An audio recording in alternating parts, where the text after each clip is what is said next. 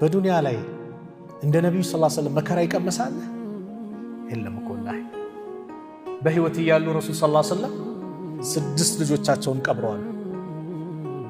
በጣም የወዷትን ሚስታቸውን ኸዲጃን ቀብረዋል። ስለ ኸዲጃ ተናግረው አይጠግቡም ነብዩ። እሷ እንዲናት እንዲናት። ለምን ሰዎች ገንዘባቸውን ሲከለክሏቸው እሷ ያቀረበች ሲክድቧቸው ነብዩ ላይ እሷ ያመነች ቀድማ አብሽር ብላ ነብዩን ከጎናቸውና ያበሰረች ልጆች አላህ 6 ልጆች የለገሳቸው ከኸዲጃ እሳቸው ሞቱ። በዲን ጉዳይ ደግሞ ሲከራከርላቸው የነበረ አብሽር ወንድሜ ሲል የነበረ አጎታቸው እስልምናን ሳይቀበል ሄደባቸው። ነብዩ ሐዘን እሳቸው ላይ መጣ። እንደ ነብዩ መከራ ይቀመሰ የለም። ሀገራቸውን ለቀው ተሰደዋሉ። ራሳቸውን ስተወድቋሉ ከድብደባ ብዛት። እንደሳቸው ታጋሽ ማንም የለም። ይህንንም ስለኖሩት ሰሃቦቻቸው ከነሱ ብዙ ተማሩ። አንድ ሴት በአንድ ጦርነት ላይ አባቷን፣ ልጇን፣ ወንድሟን አጣች። ለሴት ልጅ ወንድም ምን እንደሆነ ያውቁ፣ ልጅ ባል ምን እንደሆነ ያውቁ። ሁሉም ሲመጣ ባልሽ ሞተዋል፣ እዚህ ጋር ልጅሽ ሞተዋል፣ ሁሉም መርዶ ይነግሯታል። እሷ ግን ምን ትል ነበር? ነብዩ ሰለላሁ ዐለይሂ ወሰለም እንዴት ናቸው ትል ነበር። ደህና ናቸው እስቲ ያሳዩኝ አለች። ልክ ነብዩ ያሳዩት ከእርሱ በኋላ የመጣው በላ በአጠቃላይ ለኔ ቀላል ነው፣ እርሶ ብቻ ሰላም ሁኑ። ልጅ ባል በአንዴ 3 ቤተሰቦቿን አጣ። ግን የነብዩ ደህንነት ያስደሰታት፣ ሶብርን በጣም የተላበሰች።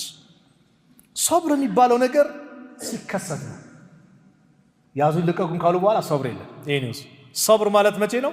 ወዲያው መጀመሪያ የሆነች ጉዳይ ሲከሰት የዛ ሰዓት ዋት ስታደርግ የአላህ ውዴታ በአንተ ላይ ይሆናል።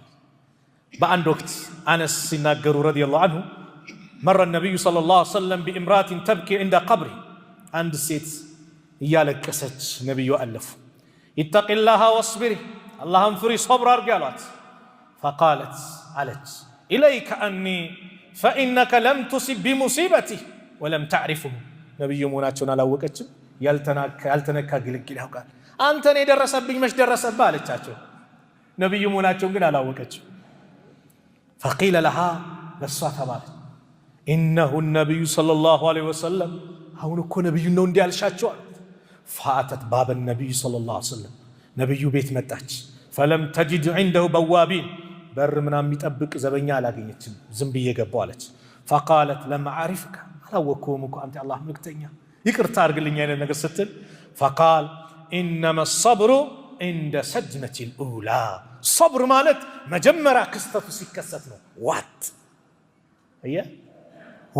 ስታደርገው ሰብር ማለት የዛኔ ነው። ከሰለፎች አንድ ዓሊም ከቀደምቶቹ አንድ ሴት አገልጋይ ናት። ትኩሷ ከነብረቱ ሳታቅ ለቀቀችባቸው። እንዴት እንደሚለበልብ አስቡት። ወልካዚሚን አልገይዝ አለች። የአላህ ባሮች እኮ መከራ የተለያየ ነገር ሲመጣ ቁጭታቸውን ዋጥም ያደርጉ ነው የሚል የቁርአን አንቀጽ ቀራች። ውጭ አለዋል በተግባር ነበር የሚሉት። ወልዓፊና አኒናስ፣ ሰዎችንም ይቅር የሚሉ ናቸው።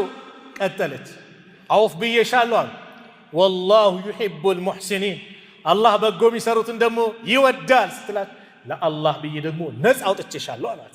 ተበድለው ኸይር የሚሰሩ ነበሩ ታግሰው። ማን? እነዛ ቀደምቶቹ። ሶብር እንዲህ ስንነጋገር አንዳንድ ሰው ሶብር ሲባል ሰው ሞቶ ማልቀስ የተከለከለ አድርጎ ሚያስባለ። ያ አይደለም።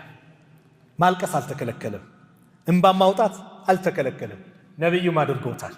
አላህ ሚይዘን በዚች ነው፣ በምላሱ ያልተገባ ቃላትን መጠቀም። በአንድ ወቅት ነብዩ ሰለላሁ ዐለይሂ ወሰለም ልጃቸው ዘይነብ ነብዩ ሰለላሁ ዐለይሂ ወሰለም ዘንድ ላከች። ልጇ ሊሞት ቀርቧል፣ በጣም ደክሟል። ወደ ነብዩ ሰላምታ አቅርባ እንዲመጡ ስትል ነብዩ ሰለላሁ ዐለይሂ ወሰለም አሉ ኢነ ሊላሂ ማ አኸዘ ወለሁ ማ አዕጣ ወኩሉ ሸይን ዐንደሁ ቢአጀሊን ሙሰማ ፈልተስቢር ወልተሕተሲብ። አላህ ለሁሉም ሰው የሰጠው እሱ ነው። ጊዜ ገደብ ደግሞ ሲያልቅ ደግሞ ይወስደዋል። ሶብር ታድርጋ አላህ ሂሳብ ታድርጋ።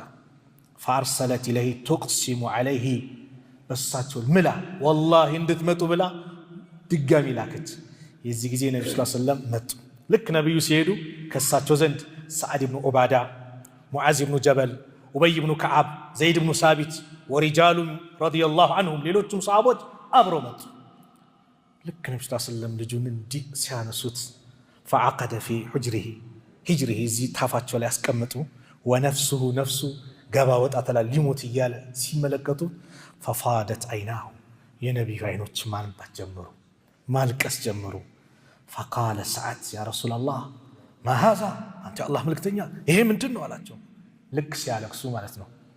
ፈቃል ሃዚ ስትናገሩ እውነትን ብቻ ተናገሩ፣ ውሸት እንዳትጨምሩ። ስትናገሩ እውነትን ተናገሩ። ወአውፉ ኢዛ ዓሃድቱም ቃል በምትገቡ ጊዜ ቃላችሁን ሙሉ። ሁለት ወአዱ ኢዛ እቱሚንቱም አደራ በምትሰጡ ጊዜ አደራችሁን መልሱ። አትካዱ። የሰው ንብረት አደራ ተሰጣችሁ፣ አደራችሁን አድርሱ። ወሕፈዙ ፍሩጀኩም ብልቶቻችሁን ጠብቁ፣ ዚና እንዳትፈጽሙ። ወገዱ አብሳረኩም አይናችሁን ሐራም ከማየት ከልሉ፣ ሐራም ከማየት አይናችሁን ከልሉ። ፎቶግራፍ ሊሆን ይችላል፣ ፊልሞች ሊሆኑ ይችላሉ፣ ሐራም ያለባቸው ፊልሞች። ሴቶች በመንገድ ላይ ራቁታቸውን የሆኑ ሴቶች ሊሆኑ ይችላሉ። ሁሉንም አይነት አይናችሁን ከልሉ። ወንዶችም ከሴቶች እይታ፣ ሴቶችም ከወንዶች እይታ አይናችሁን ከልሉ። ወኩፉ አይዲየኩም እጃችሁን ጠብቁ። እጃችሁ እንዳይሰርቅ፣ እጃችሁ ሰው እንዳይظልም፣ እጃችሁ ሰው እንዳይመታ፣ ሐራም ነገር እንዳይፈጽም እጃችሁን ጠብቁ። 6 ነገሮች ግን 6ቱም ከባድ ናቸው አይደል? ከባድ ስለሆኑ ነው ምንዳቸውም ከባድ የሆነው። አላ ኢነ ሲልዓተ ላሂ ጋሊያ የአላህ ዕቃ ውድ ነች አሉ ረሱል ዓለይሂ ሰላቱ ወሰላም። አላ ኢነ ሲልዓተ ላሂ ልጀና የአላህ ዕቃ ጀነት ነች። እቺ የአላህ ዕቃ ጀነት በቀላል መስዋዕትነት አትገኝም። እነዚህን 6 ነገሮች ማሟላት ከቻላችሁ እኔ ጀነትን እወድሻለሁ ከሚለው ንግግር ያልተናነሰ ወይም ከዛ የተሻለ ትንሽ የምናሳያቸው ለነርሱ ማሰባችን እነርሱ ጉዳያችን መሆናችን መግለጽ ሐዘን ሐዘን ሆኖ አይቀጥልም። ፌሽታ ፌሽታ ሆኖ አይቀጥልም። ዛሬ ዘንበል ያለ ነገ ቀና ይላል። ዛሬ የተሰበረ ልብ ነገ ይጠገናል። ሐቂቃ በቃ ይጠገናል። ይሄ የአላህ ሱና ነው። ሐዘን ሐዘን ሆኖ አይቀጥልም። ፌሽታ ፌሽታ ሆኖ አይቀጥልም። ሱነቱላህ ዱንያ ትገለባበጣለች። ክረምቱም በጋውም አለ ነው።